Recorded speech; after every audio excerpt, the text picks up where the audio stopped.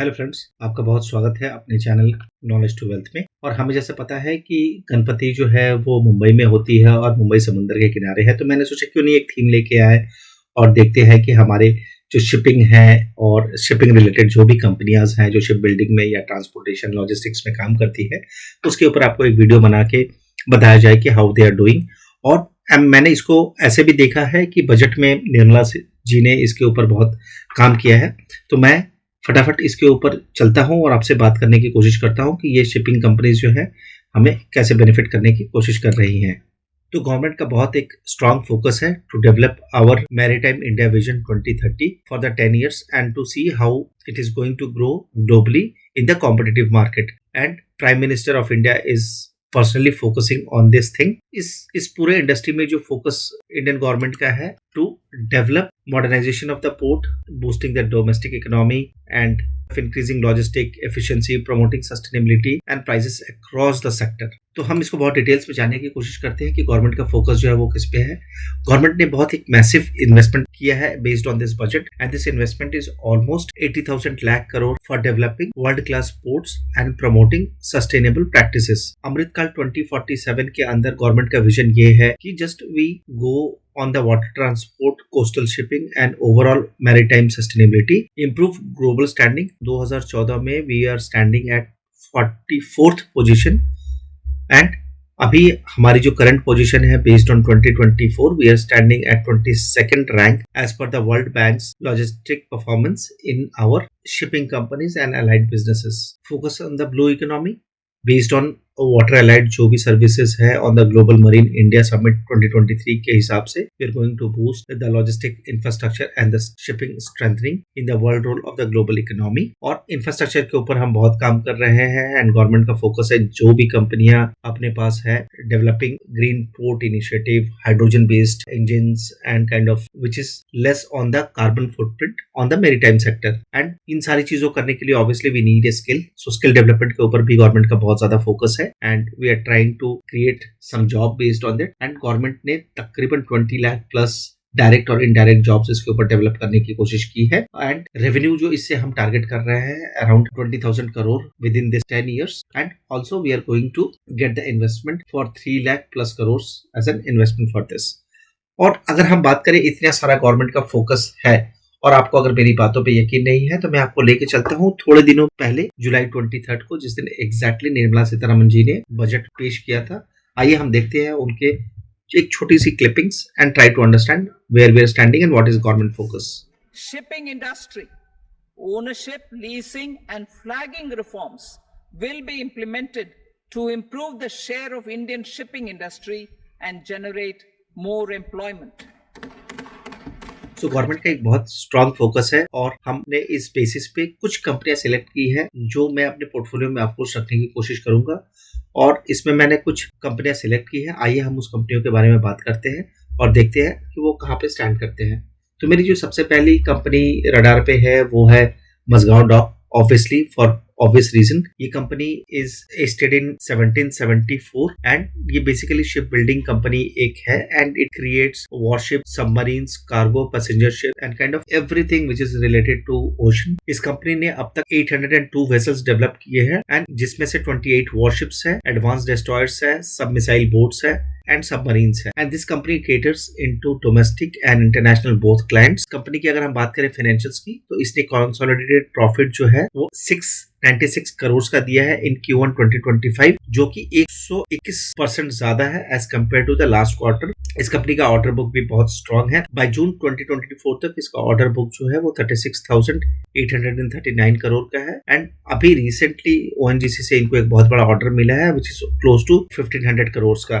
फटाफट हम इसकी बात करें अगर फाइनेंशियल्स की तो इसका जो मार्केट कैपिटलाइजेशन है वो 88,752 करोड़ का है। इसकी पी जो है वो 38.3 है। Price to book value is 15.94 है। डिविडेंड यील्ड 0.04% है and return on equity is 23.51 है। सो ओवरऑल ये कंपनी जब से बजट आया है, बजट वाले दिन ये बहुत अच्छा इसने एक मूव दिया था एंड सिंस देन कंपनी थोड़े से साइडवेज में है। और सिर्फ ये कंपनी नहीं, मेरी लिस्ट में जितनी सारी कंपनियां हैं वो बहुत ही साइडवेज में है। एंड ये कंपनियां क्यों साइडवेज में है उसके बारे में हम डिटेल में बात करेंगे, लेकिन आपको एज ए इन्वेस्टर क्या चूज करना है वो आपके फोकस में रहना चाहिए, बिकॉज अगर गवर्नमेंट का प्लान ऐसा है तो उसके हिसाब से हमें चलना चाहिए। और हम देखते हैं हमारी दूसरी जो कंपनी है वो क्या है। सो दूसरी मेरी जो पिक है वो कोचिंग शिपयार्ड है। कोचिंग शिपयार्ड जो है ये भी एक बहुत पुरानी कंपनी है इंडिया के लिए एंड ये 1972 में लिस्टेड हुई थी और ये फुल्ली ओन्ड बाय गवर्नमेंट है। This has been emerge as the forerunner for the Indian ship building and repair. ये दोनों सेक्टर में काम करती है और Q1 2025 में इनका जो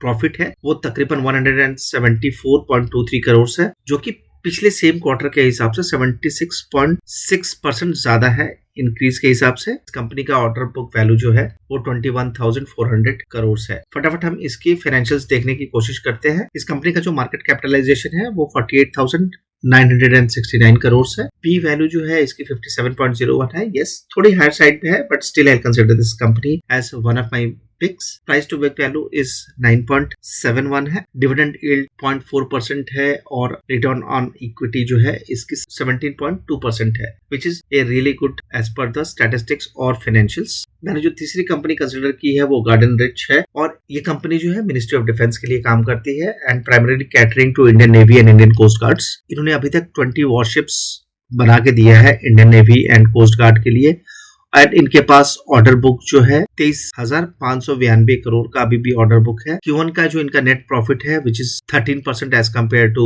last year which is 87 crore. और कंपनी का विजन बहुत स्ट्रॉन्ग है। ये कंपनी टारगेट कर रही है नेक्स्ट 2 ईयर्स में एटलीस्ट 25% CAGR के साथ ग्रोथ करने के लिए। और हम फटाफट इनके फाइनेंशियल्स को देखने की कोशिश करते हैं। तो कंपनी का जो मार्केट कैपिटलाइजेशन है वो 20,980 करोड़ है। इसकी पीई जो है 57.04 है। Price to book value is 12.45 है। डिविडेंड यील्ड 0.51% है, लेकिन अगर रिटर्न ऑन इक्विटी देखें विच इज 22.2% है, विच इज अगेन कंसिडरेबल। मेरी जो नेक्स्ट कंपनी है which is shipping corporation of India which is also called SCI। The focus to invest in the coastal and the inland water transport और ये India की largest shipping company है in terms of capacity with the diversified fleet profile. और ये company अपने एक नवरत्न company भी है और इसका जो नेट प्रॉफिट है फॉर Q1 2024 वाज 291.48 करोड़ और ये पिछले अपने क्वार्टर के हिसाब से लगभग 70% इंक्रीमेंटेड प्रॉफिट है। तो आइए हम फटाफट इनके फाइनेंशियल स्टैटिस्टिक्स देख लेते हैं। तो कंपनी का मार्केट कैपिटलाइजेशन है वो है 11,948 करोड़ का। कंपनी का जो पी वैल्यू है वो 15.9 है which is valuation wise really good. Price to book value is 1.72 है। Again this company is under good valuation. Dividend yield is 0.19% and return on equity is 8.49। तो ये कंपनी भी हमारे पोर्टफोलियो के अंदर जरूर होनी चाहिए। And last and not the least is Adani ports and special economic zone which is ACZ limited. भले ही कितने सारे रिपोर्ट आ जाए, इंटरनेशनल लोग अपने कंपनियों की बारे में बात करें, लेकिन मुझे ये कंपनी पर्सनली बहुत पसंद है। अडानी पोर्ट्स जो है वो इंडिया के लार्जेस्ट पोर्ट डेवलपर है एंड ये ऑपरेट करती है ऑलमोस्ट 82% रेवेन्यू जो इसका है वो आता है पोर्ट एंड टर्मिनल से, 8% from the logistics and ACZ and ports is 6% and operation and maintenance say this company gets 4% of their margins, right?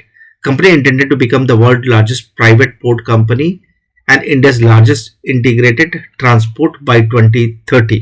इस कंपनी की जो नेट प्रॉफिट वो जंप हुई है वो 47.2% है। और हम फटाफट इसके फाइनेंशियल्स देखने की कोशिश करते हैं। मार्केट कैपिटलाइजेशन जो है विच इज ऑलमोस्ट 3,11,578 करोड़ का मार्केट कैप है इस कंपनी की। पी वैल्यू अगर हम देखें तो विच इज 31.2 की है। Price to book value is 5.9 है। डिविडेंड यील्ड इज 0.42 की है और इसकी ROE जो है वो 18.1% की है। और ये कंपनी ऑफकोर्स हमें कंसिडर करना चाहिए। ये सारी जो इतनी हेवी वेट कंपनीज हैं हम इनके ऊपर एक पोजीशन बना सकते हैं क्या फॉर ए लॉन्ग टर्म, और अगर पोजीशन बनाते हैं तो how this companies look and इस पे एक पोर्टफोलियो बना के अगर हम लाइफ टाइम तक रखते हैं तो ये कंपनी हमें कितना रिटर्न देके जा सकती है। एंड मेरी जो ये 5 कंपनीज थी, Mazagon dock, Cochin shipyard, Garden Reach, SCI and Adani ports, ये मेरी 5 फेवरेट कंपनीज हैं एंड मैं इन पांचों के बेसिस पे मैंने कोशिश की है एक आपको पोर्टफोलियो बना के दूं, और ये मेरे लॉन्ग टर्म पिक्स में भी है। हमने टोटल जो यहाँ पे इक्विटी उठाई है वो 32 की उठाई है।